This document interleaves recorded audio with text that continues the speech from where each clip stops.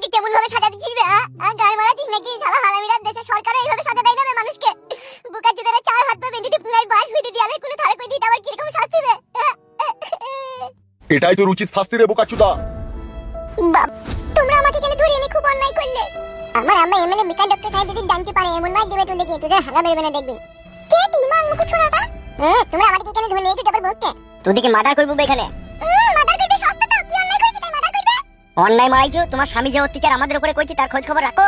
কেন কি অত্যাচার করেছে তোমাদের উপরে আমার স্বামী? তোমার স্বামী ওইরকম বারোচুদা হারামি লোক এই জগতে আর দুটো নাই। কেন কেন মারাচ্ছি? যেমন মাকে কারি কারি টাকা গুনা লেগে এই যখন তোকে শোনা চেন কিনে দিছি, লেনদেস কিনে দিছি, জাঙ্গিয়া কিনে দিছি, ভিসা কিনে দিছি, তখন তোর মাথাকে জিজ্ঞেস করছিস না যে টাকাগুলো তুমি কোথায় পেয়েছো? কেন আমার আব্বা এমএলএ আমার কাছে গাছ কিনে টাকাগুলো? এই শালো বৈদ্য ছেলে লয় রে, ফুট কয় যেন সব কথা তো কুটকাচ্ছি তো। টাকা কেন না আমাদেরকে কেন ধরে বেঁধে রেখে দিছো? আমার আব্বা যদি জানতে পারে তোমাদের গুলো বেঁধে মারবে দেখবা। তোমরা তোমাদের নিজের জীবন বাঁচাইতে চাইলে আমাদেরকে ছেড়ে দাও, না আমার স্বামী কিন্তু তোমাদেরকে ছাড়বে না। কিছুই করতে পারবে না তোমার স্বামী। হারে কালো কুকুর।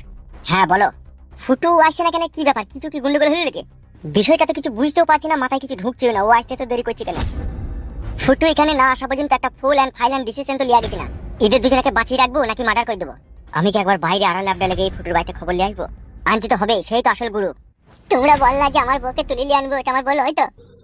বল হয়তো মানে ওটা তো এমএলএ সাহেবেরই বউবে। ওইটা লয় খবর, আমি চিনি না নাকি আমার বউকে? তুমি কার বউ? আমার স্বামীর দুটো বিয়ে। আমি বলছি না আমার বল হয় ওটা। তাহলে এই ছেলেটা কার? এইটা আমার স্বামীর এই পক্ষের ছেলে। এই পক্ষের মানে তাইলে কি এই ফালতুর বউকে তোমার স্বামী বিয়ে করেছে তারই ছেলে নাকি এটা? কে ফালতু?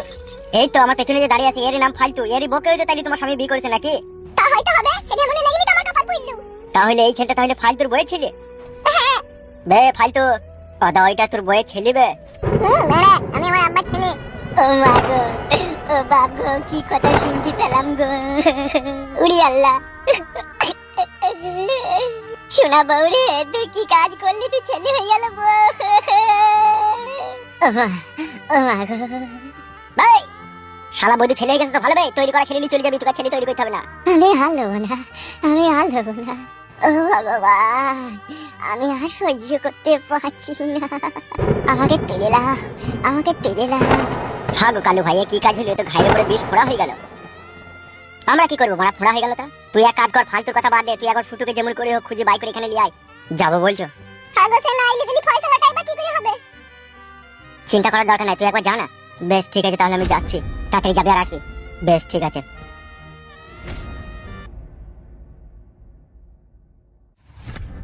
বে দূরে এটা আমাকে কেমন ভাবে সাজা দিছিস বে? গায়ে মারাছিস নাকি? শালা হারামিরা, দেশে সরকার এইভাবে সাজা দেয় না বে মানুষকে। বুকা চুদারে চার হাত পা বেঁধে পুরাই বাস হইতে দিয়ালে কোলে থারে কই দিটা আবার কি রকম শাস্তি বে? এটাই তোর উচিত শাস্তি রে বোকাচুদা। বাবারে কি খারাপ মানুষ। তা কি ভাই তোরা বল, তোরা নিজে একটা বিবেক করে দেখ, তোরা কি মানুষ দেখ। আমার অপরাধ পেলি না, আমার দোষ খুঁজে পেলি না, অথচ আমাকে হাত পা বেঁধে রেখে আমার পুনাই বাস হইতে আমাকে সাজা দিচ্ছিস। তাহলে তোরা কিরকম মানুষ বুঝ। এখানে আমার কিচ্ছু করা নাই। আমি এমএলএ বিকাশ দত্ত সাহেবের কাছে কাজে এসেছি টাকার জন্য। ও যা বলবে তাই করবো। তাহলে আমার পুনাই বাস হইতে বা? তোকে তো পুনাই বাঁশ ভরিছিবে খুব কম। আর ইকে দেখ, চারিদিকে কারেন্ট জাল। সেই জালের ভিতরে বন্দি করে রেখেছি। যেদিকে ও হাত দেবে সেই দিকে 440 ভোল্ট। একবার ওই তার কাটার বেড়ায় হাত দিলি ওর ভিতরকার লাড়ি শুধু পুড়ে যাবে। না বসতে পারবি, না শুইতে পারবি, না ঘুমিতে পারবি, না লড়তে পারবি। বাবালো, তাহলে তোকে তো এরকম শাস্তি কোনো দিন নিবে? কি লাগা লাগছে বাগে পুটকে হয়েছে, দাও না ভাই, ও ভাই দাও না ভাই। সেটা সম্ভব নয়, সেটা আয়ত্তের বাইরে। আমাকে নিচে নামিয়ে দাও ভাই, ও ভাই নিচে নামিয়ে দাও ভাই। দাঁড় বাইচুদা, কানে কানে ফ্যাট করে বকছে। যতক্ষণ এমএলএ বিকাশ দত্ত সাহেব এখানে না আসবে ততক্ষণ তো ওইভাবেই থাকবে। সে এসে ফয়সালা করবে কি করবে কি না করবে। সহ্য করতে পারছি না ভাই, লাগছে। লাগার জন্যই তো তোকে এরকম কঠিন শাস্তি দিতে হবে। ওইভাবেই থাক, সে আসুক তারপরে ফয়সালা হবে।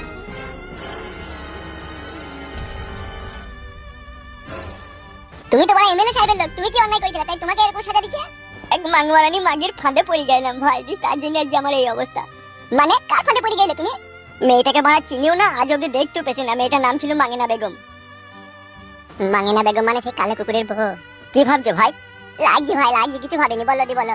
দিয়ে সেই মেয়েটাকে আমি ভালোবেসে ফেলেছিলাম, সেও আমাকে ভালোবেসে ফেলেছিল। দিয়ে এমএলএ বিকাশ দত্ত সাহেবকে মার্ডার করতে পারিয়েছিল। দিয়ে মানে ওর বেটা জর্দার করছো রাতে জায়গা চেতন হয়ে গেছিল, দিয়ে ধরা পড়ে গেলাম। তাই নাকি? যে সেই জন্য শাস্তি দিচ্ছে নাকি? হ্যাঁ। তুমি কোন রকম এখান থেকে হ্যাট হয়ে বেরিয়ে আসতে পারবে না ভাই? আমাকে খুলে দিতে পারবে না? বাবারে, আমি এখান থেকে লইলি টাচ হইলি পট খাওয়াটা হয়ে ফেটে যাবো। সেইটাই তো দেখছি মানে, তাইলে কি হবে? মা আমি করে যতক্ষণ না এরু না আসবে ততক্ষণ কিছু করার নাই। বাপরে, কি শাস্তি রে! রে বাপরে, বাপের জীবনে এরকম শাস্তি দেখে দিবে। চুপ করো কেন্দ্রে লাভ হবে না, চুপ করো। সহ্য করতে পারছি না ভাই, ওই প্যান্টটাই আটকে যাবে। প্যান্টটা যদি কোনো রকম পুট করে ফেটে যায় তাহলে পোস্টে ঢুকে যাবে ভাই। দেখতে তো পেয়েছি আমি। আমি মনে মনে ভাবলাম এমএলএ বিকাশ দত্ত সাহেব আমাকে গুলি করলেও তার রাগ মিটে গেল, কিন্তু না, শালা খানকি ছেলে আমাদের